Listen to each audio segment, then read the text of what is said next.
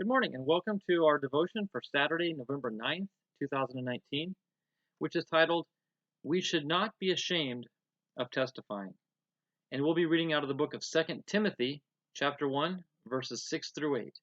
This is Paul's second letter to Timothy. And it reads, Wherefore I put thee in remembrance that thou stir up the gift of God, which is in thee by putting on of my hands. For God hath not given us the spirit of fear, but of power, and of love, and of a sound mind. Be not thou therefore ashamed of the testimony of our Lord, nor of me his prisoner, but be thou partaker of the afflictions of the gospel, according to the power of God.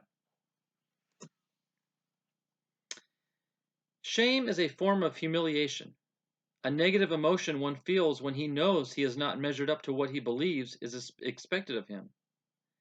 There are usually social mores and cultural expectations that have been breached. The one who is ashamed feels he is being judged or is judging himself by the standards he has adopted as being correct. One who experiences shame usually thinks of himself as he thinks other people do. Even if others are not thinking of him at all, he imagines that they are. Shame can come from deep-seated childhood experiences that have left some scars on one's attitude towards himself. One who is ashamed of testifying for Jesus is usually embarrassed because he knows the lost person does not appreciate Jesus. Often, there's a selfish motive behind shame.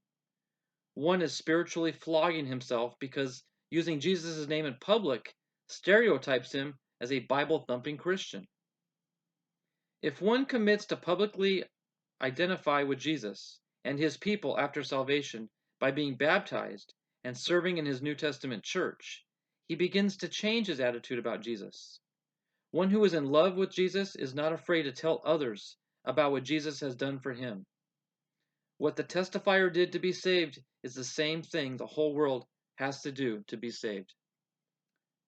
Final thought. To overcome the fear of witnessing, begin with prayer. Confess to God that you are afraid, but you really want to witness. Practice with other Christians presenting the Roman road.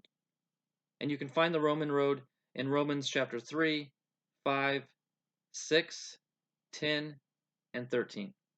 Thank you and hope you have a blessed day.